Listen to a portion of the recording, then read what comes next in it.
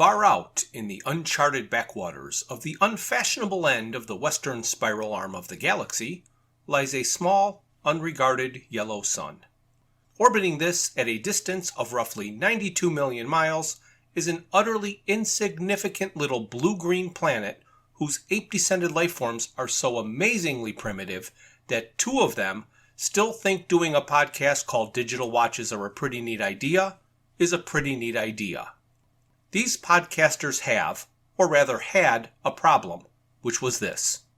Actually, this is the solution.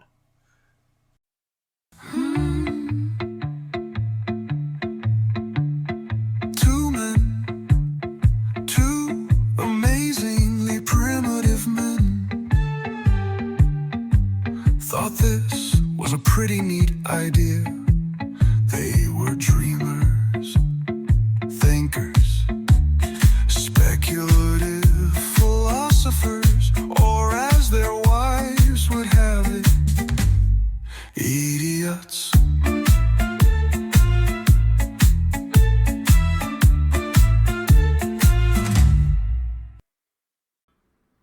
Hey, Jeff, what is this? Well, Brian, this is going to be a regular episode about the bonuses in the back of 7 of the 9 issues of the Dirk Gently Salmon of Doubt comic. Okay, could you say that 3 times fast? No, I couldn't. Oh my goodness, that's quite the complicated thing we're doing. So overall, you're saying that there were only these supplemental issue parts in 7 of the books? Yes. Yes, Okay. The other 2 did not have this supplement in the back, or backstory, or back feature, sometimes called. Okay. But these are giving us a little look into the TV series. Okay. So when you look at the first one here, it is completely red, and there is a cutout of a salmon, and then the picture is within the salmon, and it appears to be Gordon Rimmer. Right, it does appear to be Gordon Rimmer, doesn't it? It does. So this is kind of like a mini cover, even though it's on the inside. Mm-hmm. Written by Arvind and David, art by Danny Strips, and colors by Charlie Kirchhoff. Interesting. None of the people that we have in the other comic book. Just the writer, Arvind and David. Oh, okay, right. Oh, I guess they have actually... The letters were by Sean Lee, the edits by Denton J. Tipton, the publisher was Ted Adams, and the executive producer, Max Landis. And right in the middle of this red page is the title of this section, Albatross. Yes. That's interesting that we would have more information about the creation of the supplement than we have about the creation of the comic book itself. There was a page. So see this page with Gordon Rimmer here? Mm-hmm. With all this information? Mm-hmm. This page was in every issue of the Salmon of Doubt comic, but was removed from my version that I found online. As like, we don't need this. It's not part of the story. That's why they cut out all the back stuff, and they cut out this page. So they did have all of this information about the letters and everything else. They also had the 3 different covers for each issue. And it's only like, what, 7 or 8 pages or something? This particular one? Yes. It's kind of weird. Most of these only have 2 pages of story. Okay. This one is going to have 5 pages of story, and there's going to be one that has 4 pages of story. But the other 5 only have 2 pages of story. So they're not very long or very complicated. It's just kind of a introduction to the TV show. Excellent. So we'll go to the next page, which is going to be the Dramatis Personae. It's funny, though. This Personae page has the background of Dirk. Yes, From the it comic does. book. It does. And in this little segment, there are 3 characters listed. Gordon Rimmer, Rockstar, past and present. Men of the Machine. Men. Multiple. Kind of redundant. And Albatross. endangered. So now we'll go to the first page of the story. Okay, so on this page, there are 5 panels. Most of them are horizontal. The last one is a vertical panel. Mm-hmm. In the top panel, you see what looks like a bird, presumably an albatross, in a cage, and the shadow of our friend Gordon. And the bird goes, squawk! And Gordon is yelling, stupid bird. The next panel is kind of a cut-in close-up of his face where you see his glasses, presumably sunglasses, and in the reflection of the glasses are the reflection of the albatross. And it's quite a kind of gory-looking close-up. Yes. I remember him wearing very thick Coke bottle glasses. That's so true. I'm wondering if they do look like sunglasses here. So if this came out before the TV show, you would imagine these are sunglasses. Mm-hmm. But he did have thick goggle-like glasses. You're correct. So he's saying, my name is Gordon Rimmer. I used to be a rock star. The next panel, you see a close-up of what looks like a work table. There are pliers on it, some kind of a contraption, and wires kind of strewn about everywhere. Yeah, it looks like a lot of electronics. Mm-hmm. He's saying, you may not think it to look at me now, but it's true. I am an artist, a poet. My audience loved me. In the bottom panel on the left, we see him in a welder's mask welding away with chains dangling in the background. Yes, nothing goes with electronics more than welding. That's about as close as I get to soldering, right? Yeah. He says, now they've got me here in this facility where my only art is destruction and my only audience are dumb animals. Maybe no change there. Yeah. And in the final panel, which is sort of a more vertical panel, we see kind of the outline of the albatross in his cage, another open cage with an unlocked door, and what looks like a dog collar or something, maybe? Yeah, something like that. Something like that. And he says, Rainey says I'm more useful here. I'll show that bitch useful. So we will go to the next page. Basically, this is a full bleed page with 5 insert panels, 4 in the bottom and 1 along the top. And the full bleed appears to be what looks like the inside of a church, maybe. Yep. Because there's like stained glass windows along the edge, stretching back into the distance. There are men, bald men, carrying cages of animals and milling about in the background in the first part of the upper left-hand panel. And Gordon is saying, I have time to read these days. You want to know something funny I've noticed? I'll tell you. So many of the truly impressive figures of literature, the ones who really achieve something, are nautical men. Captain Ahab, the ancient mariner, Noah. And then the first insert panel up on the top right shows a little closer up view of Gordon with his thick glasses. They're not sunglasses here, as you can see. Yeah. It's close to a stained glass scene on the water, and he's looking up out into the space. And he says, sailors of single-minded obsession who bent the sea to their will. Then in the bottom section, there's 4 panels. In the first one, you see Gordon's hand. He's clutching a cable and looks like he may be plugging it in. Mm-hmm. He says, men who were prepared to go to any lengths for their ambition, to move the needle. And then the second panel of the 4 shows a harpoon. Yeah. Looks like it's actually cutting some wires and other parts of splicing equipment and other types of electronic equipment. Yes. There's no words in that panel. So we'll move down to the bottom left panel, which shows a close-up of the albatross. And he says, men willing to kill the albatross. And the albatross goes, squawk! And then, of course, the final panel is a close-up on the albatross's eye, where we can see a grinning Gordon Yes.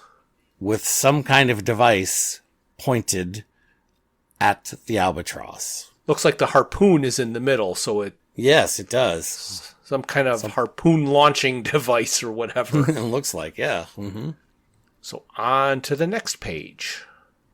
So once again, we're looking at a full bleed panel, but this one's reversed, where the main image is on the bottom, and there's two inserted images up towards the top on the right.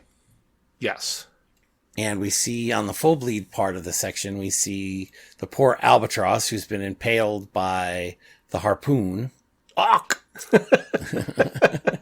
So on the insert images on this page, we see Gordon having shot the device, which here clearly looks more like a crossbow. Yes. And yep, the crossbows were reminiscent of the ones they had in the TV show, right? Yes, absolutely. And he's shot the arrow into the poor albatross and is zapping away with an electric blue light. So the harpoon is apparently connected to a wire that goes back to the crossbow. And then on the final bottom page, we see the triumphant Yeah. Gordon again staring down at his victim. And he says, "Come on in, boys. The new toy is ready for you." And we'll go to the last page of this segment. So again, this is a full bleed page with a few inserts. This time they're on the bottom, on the right, and across the bottom. And here we see Gordon in a triumphant pose in front of a gaggle of bald men in robes.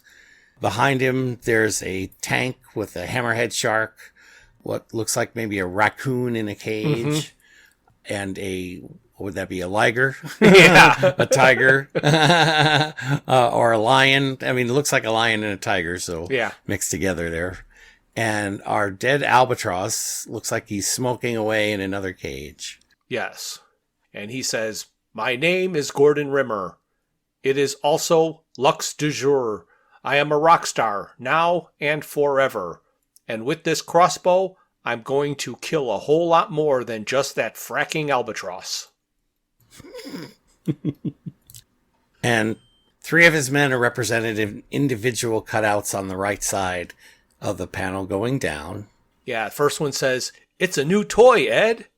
And then I guess it must be Ed says, "Boss made a new toy." And then, "Yes, it is. It is a good toy." And then across the bottom, there's a gaggle of bald men who look rather confused, all chanting away. "It is a very good toy. It is a very good toy. It is a very good toy." They are very simple. Very simple. With our final word on this page being End. You said that with such enthusiasm. So we get to the next one. And this one is also a red page with the salmon cut out. And this time there is the close-up of a face looking right up the nose of somebody. And all the same creators. Right, and this one is entitled Patrick Spring and the 7 Stages. So I'm guessing we're looking up the nose of Patrick Spring in this picture. That would be the inference. So the next page, we have the dramatis personae, and it is Patrick Spring, dude, adjectives. I guess those placeholders that got through. I love it. And the men of the machine, and again, men, multiple. It makes me wonder about whether there was a good editor on this comic book or not. Right. Because the dude adjectives probably is a joke. I'm sure it is. I'm sure it is, yes. So we'll go to the first page of the story. Okay, so on this page, we see much more classic comic book style. The image is representing a rainy day, but it's also kind of streaked and worn like it's been around for a long time. Yes. And in the top left-hand corner, the first panel of the page, we see 2001 and a close-up on a face. Yes. Not looking up the nose. No.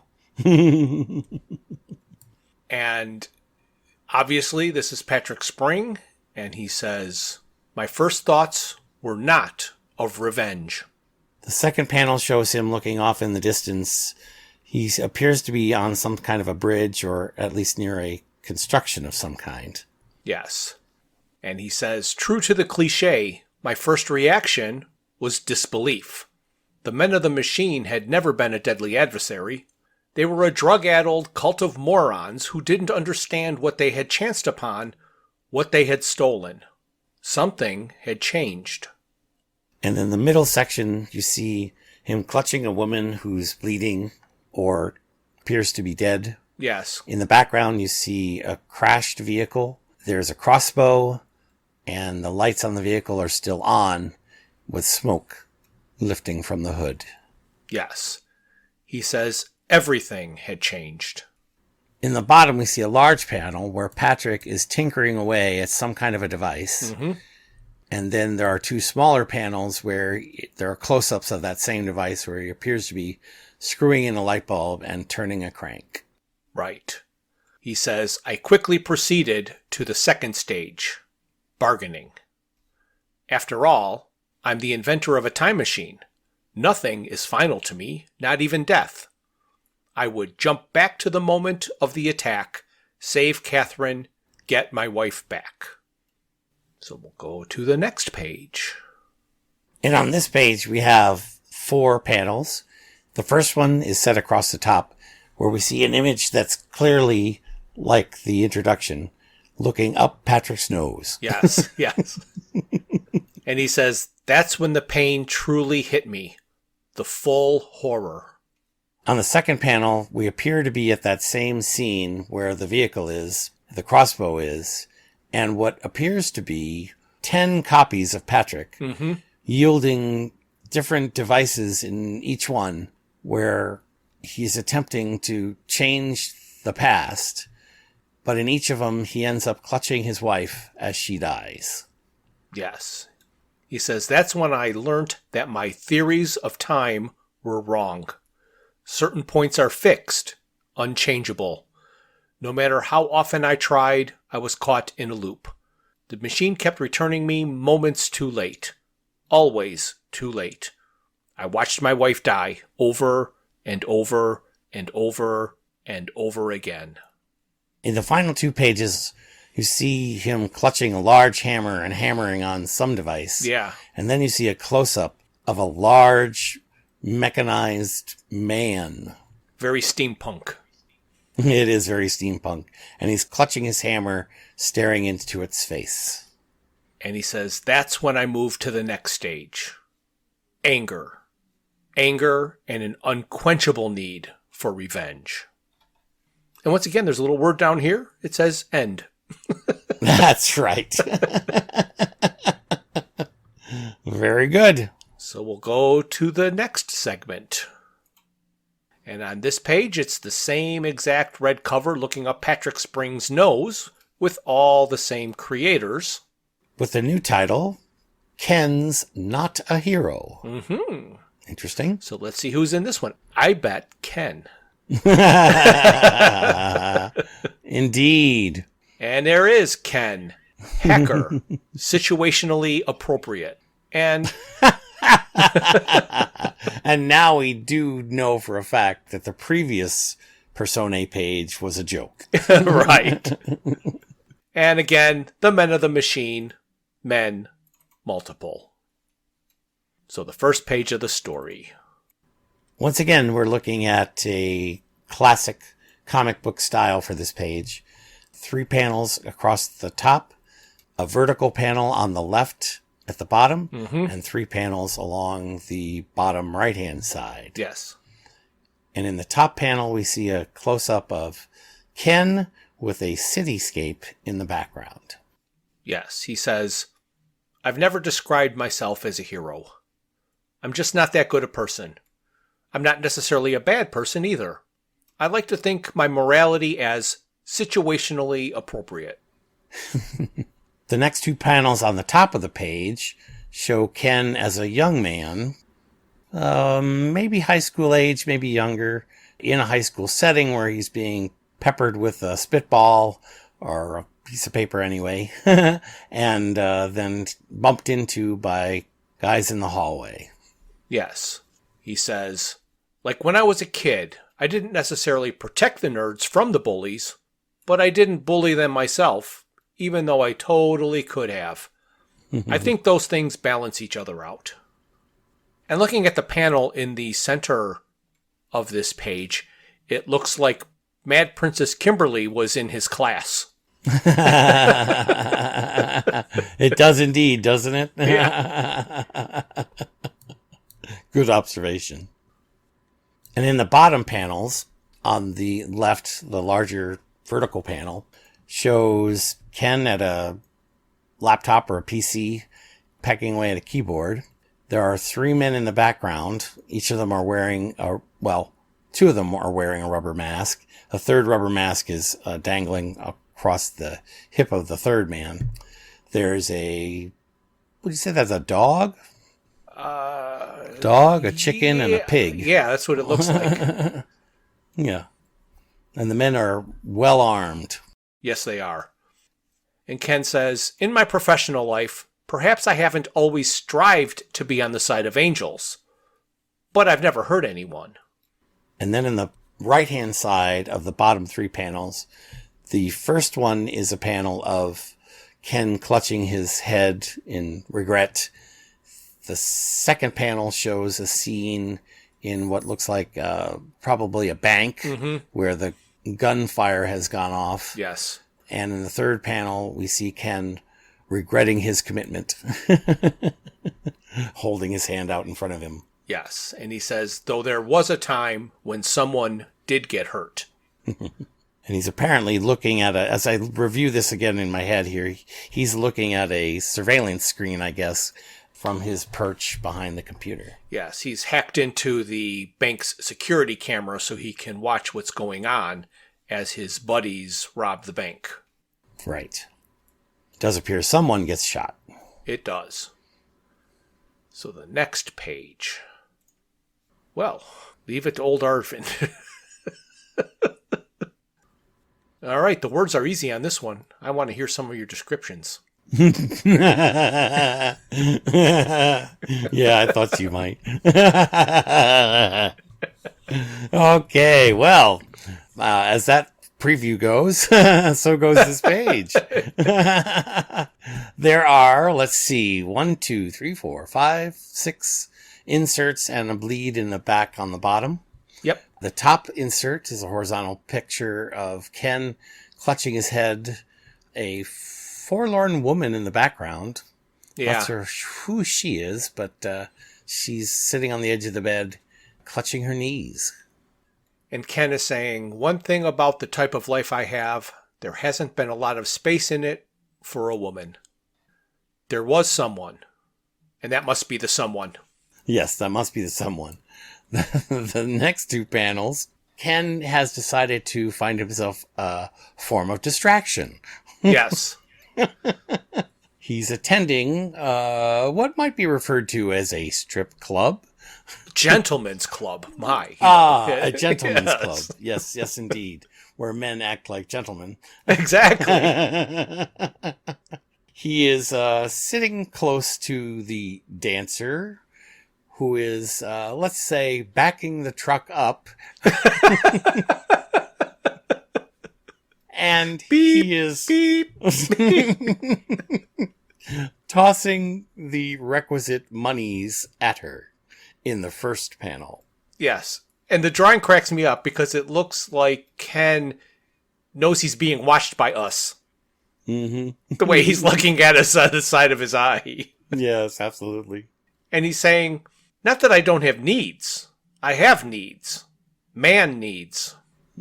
And in the second panel of the Gentleman's Club, Ken is drinking his beer and staring up at the dancer who has lowered her shorts. Her G-string is around her ankles. Or her G-string is around her ankles.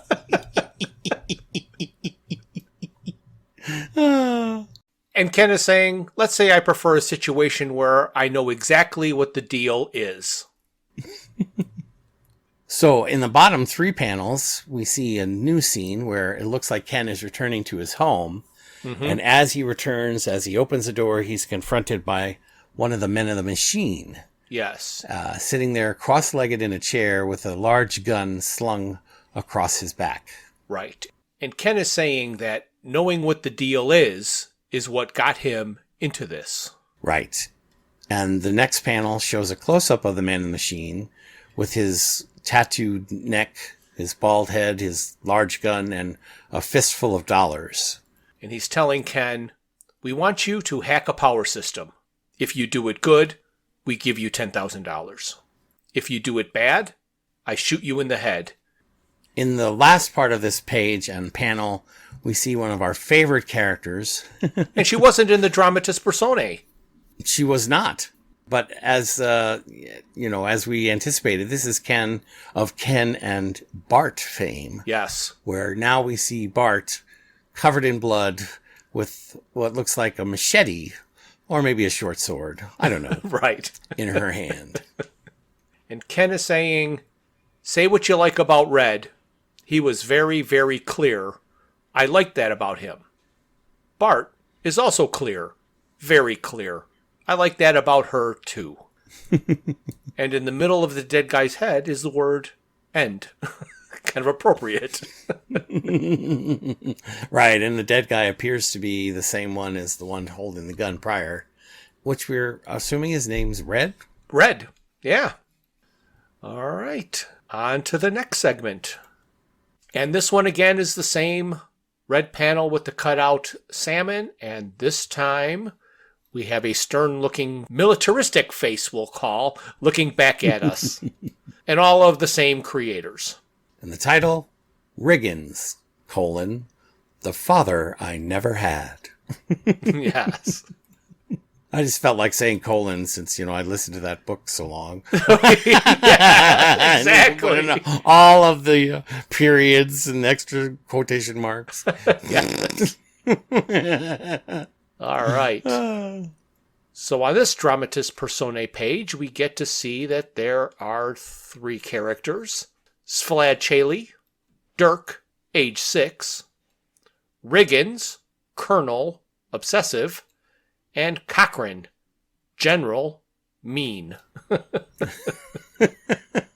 So, first page of the story.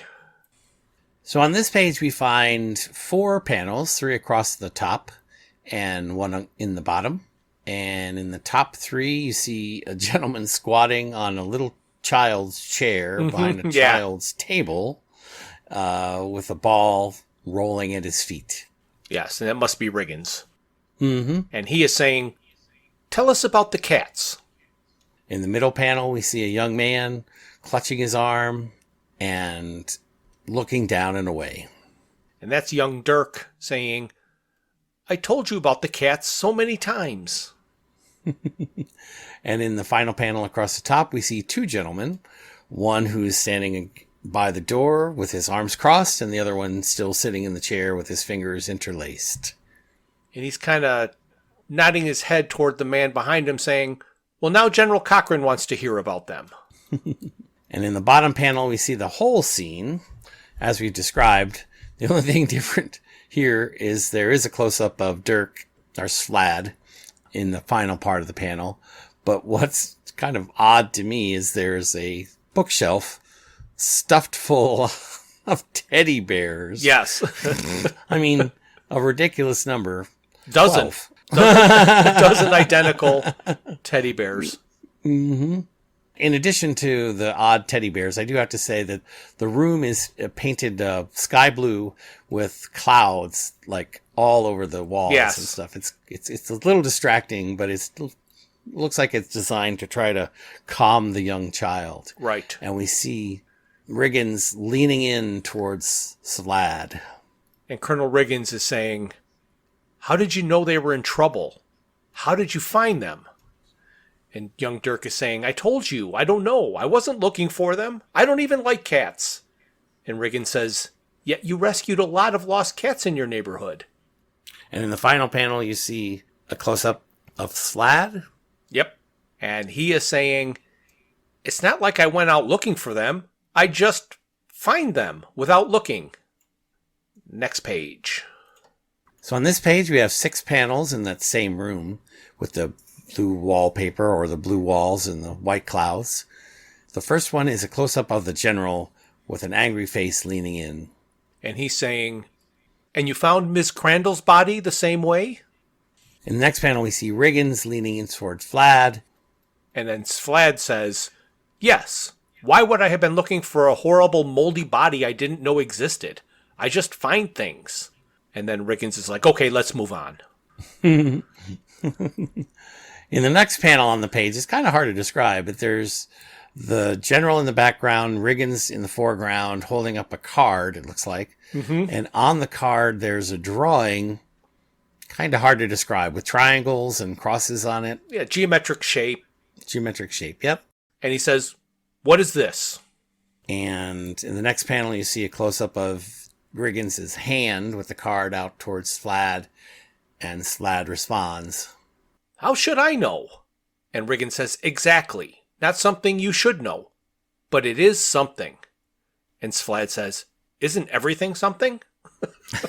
And it is funny, again, we're looking at the little feet of all the teddy bears. Yes. As they're poking out towards us.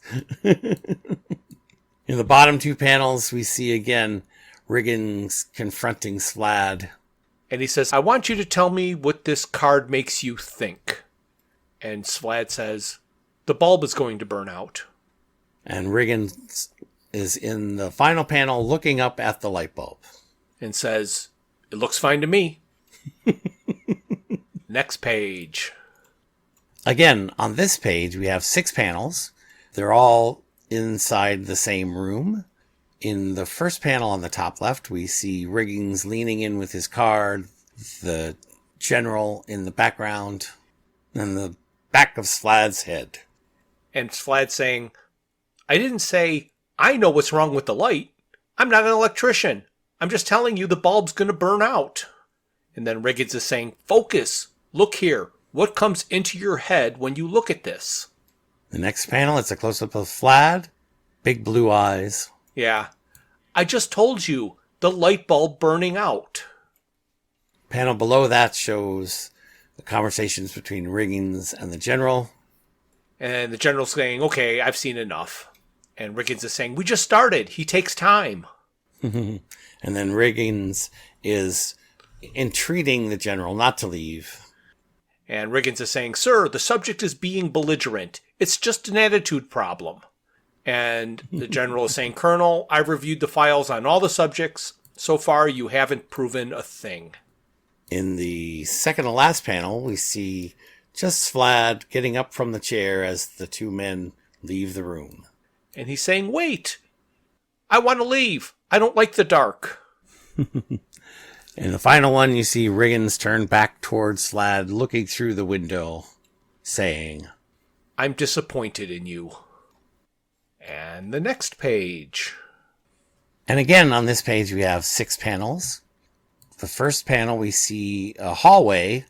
The men have exited and they're locking Slad back into his room. Mm-hmm.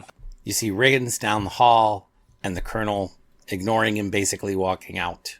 And then in the second panel, we see 2 gentlemen standing with their backs against the wall, protecting the inmates. Yes. And Riggins appears to be pleading with the general. And he's saying, sir, Project Icarus is extremely promising.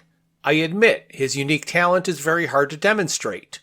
And the colonel's like, the U.S. government's need for a psychic who finds lost cats is, at this time, regrettably low. And then Riggins is saying, well, let me show you Project Incubus. And Colonel says, must you give them all code names that start with I? He's like, there are already 3. Actually, we've just captured a 4th subject who we believe to be connected. And then we are returned to Slad's room. He's staring at the light bulb up above him with his back towards the door and clutching his knees. And he's just sniffing. He's looking at the light bulb again in the next two panels, and in the second one, it finally burns out. He says, I don't like the dark. Told you so. Right. In the final panel, we see a black screen and the word end. God, this is like, I wish this was the TV show. Mm-hmm. On to the next segment. And this is the same page with the red and the cutout salmon. This time we have a young militaristic person staring back at us. Same creators. With the title, Inside Sergeant Hugo Friedkin. Which, coincidentally, I think is the name of Arvind Ethan David's first porn movie.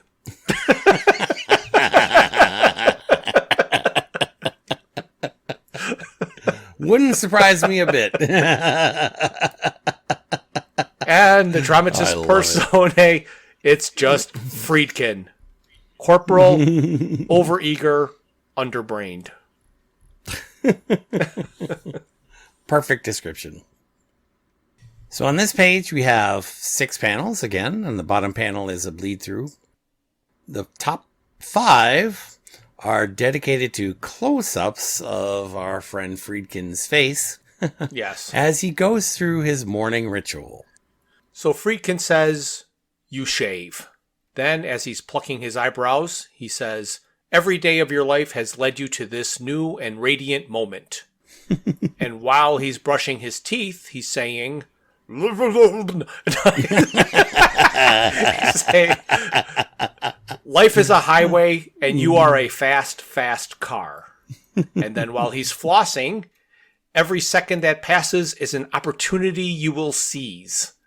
And while he is putting in contacts or something? I would think so. That appears to be what they are trying to represent. Every challenge, simply another victory waiting to happen. In the bottom panel, we see it bleeds across. There's a picture of him pulling down his shirt. And interestingly enough, there's a hair growth tonic. Yeah. In the foreground prominently. Yeah. So now look at this bottom panel picture and tell me my porn movie comment was that far off. Absolutely not. Absolutely not. Friedkin's pretty ripped. He might be a porn star. I don't know. Yeah. And he says, there are no mistakes. This new opportunity at Blackwing is your chance to shine, to excel. Nothing is going to get past you. So we'll go on to the next page. So this is an interesting page. Unlike the others, it's more like the style that we see in the other comic book part. It's kind of graphic and interconnected. Yes. On the full bleed part, you see a picture of Friedkin staring into a mirror with his gun, pointing down at the ground. Mm-hmm. On the left, in the shadow of his back leg, I guess, you see a close-up of Friedkin's face pointing at the mirror.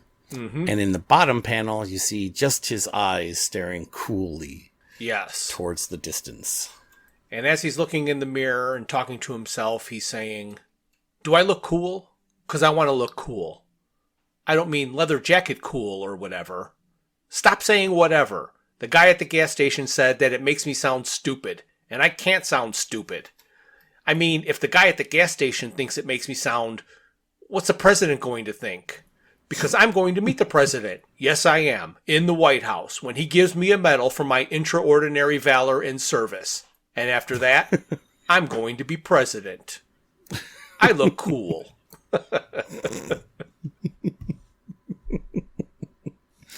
And that's all I have to say about that. And that's all I have to say about that. Short little segment.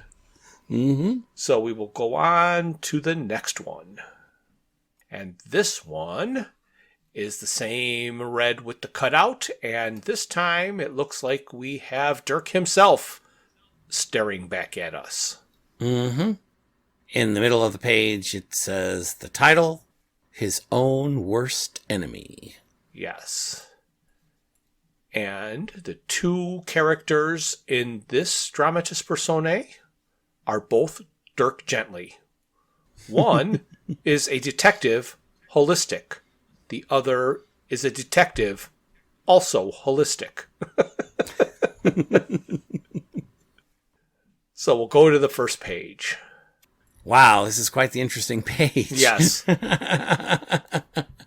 There are 5 panels, and the top 3 are kind of combined in a way with, I guess they're going to be fumes or vapors flashing through all of 3 of them. I think it's actually a triptych. You're right, a triptych. That's excellent. And in that triptych, you see the first panel has King Kong. He is actually ascending Big Ben. Yes. And in the bottom of the panel, you see some melted clocks like Dali. Mm-hmm. And the front part of Don Quixote's horse, where Don Quixote is kind of like a skeletonized image. Yes. That bleeds into the second panel. In the third panel, we have a Dalek from Doctor Who, who is somehow also a windmill. Right. At which Don Quixote would be tilting. Yes. There's a spoon that's bented and tick-tocking away on the top right-hand part of that triptych panel. And you hear, ow, my head hurts. It must be a side effect of that marijuana stuff. It's not because of the weed. Wait, who said that? Are you in my head? And in the bottom 2 panels, we see the tick-tocking of a metronome. Yes. Someone lighting a candle. And he's saying, no, I just know how you think. Tick-tock, tick-tock, tick-tock. Yes. And in the final panel, we see Dirk Gently in his yellow jacket. He's obviously listening to the original Dirk Gently, who is saying, relax and follow the motion of the spoon. And the yellow jacket Dirk is saying, relax? What do you mean, relax? Why can't I move my arms and legs? Oh my God, you're an American serial killer, and you've chopped off my arms and legs. Go to the next page. So on this page, it's mostly a dark scene. It's a full bleed scene. And what we see are the 2 Dirks, the one from the comic book and the yellow jacket Dirk. Yellow jacket Dirk is tied to a chair. Yes. And in the foreground is the metronome tick-tocking away with the spoons. Yes. Whooshing back and forth. And our comic book Dirk is standing with his finger at his lip as if he were Mr. Evil. Yeah. At least Mike Myers' version, Right. Mr. Evil. And he is saying, you are getting very, very sleepy. Don't worry. I'm pretty good at this hypnosis stuff.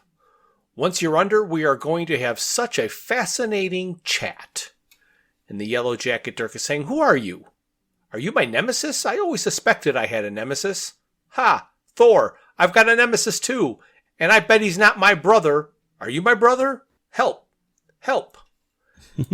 And isn't this the same page from the comic book? No, there was a scene with the comic book that didn't go into this detail that I know of. And evidently, this is the last picture in this section. So now we'll go to the last of these sections. Same red cover, same salmon cutout, but this time there's an angry-looking cat. And the title is Kitten Shark. The one we've all been waiting for. Of course. What else could the ultimate ending be? And in the dramatis personae, we have bear in the woods, salmon swimming, kitten shark. Okay, well, that should sum it up. First page of the story. Oh, my goodness. So evidently we are in the woods outside Seattle, sometime between seasons. of the year.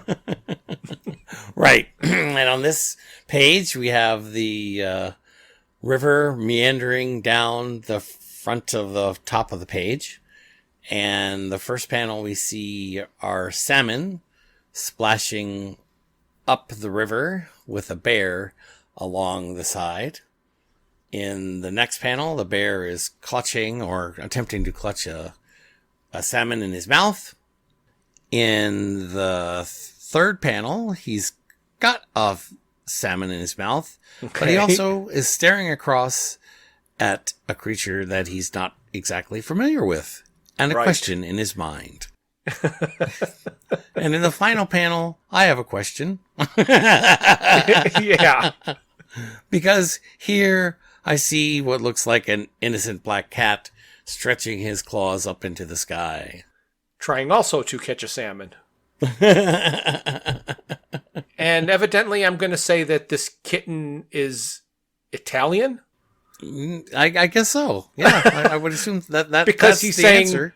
Meow meow, but it's spelled like chow chow. Yes, it's an Italian kitten.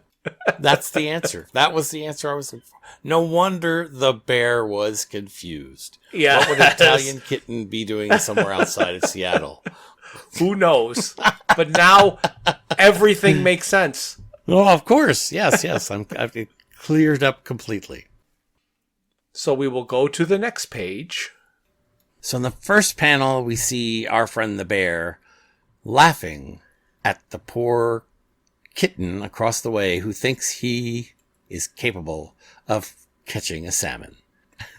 And the next panel is that dejected, angry kitten who does not like being laughed at, looking over his shoulder back at the bear, dripping wet because he has fallen into the river.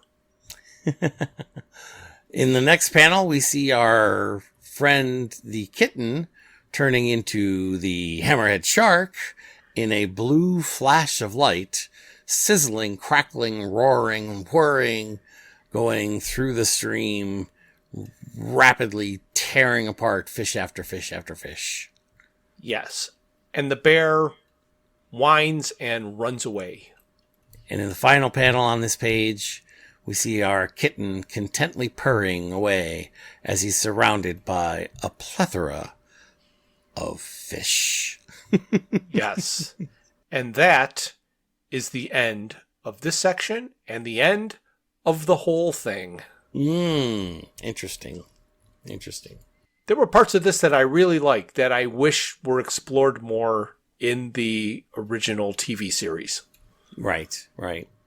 So I guess this scene with the kitten shark must be a leftover or something because it's not in the movie really. I guess this is where the kitten has wandered off into the woods somewhere and is lost forever. Yes. Yeah, if you wondered what happened to the kitten shark at the end of the show, he escaped into the woods outside Seattle. And he's a salmon farmer. Salmon farmer. Harvester. Absolutely. You got it. Oh my goodness, Jeff. Well, that was a fun little romp through the pages of this comic book. Yes, it was. And it's our last romp through comic books. I'm not going to say that with 100% certainty because there might always be something I don't know about come around. But to my knowledge, this is it, folks. You won't have to imagine what it looks like by our crazy descriptions anymore. Right. Of course, you can go to the YouTube page and see many of these pages as we describe them. Yes, all of our descriptions of the comic are page by page on our YouTube channel.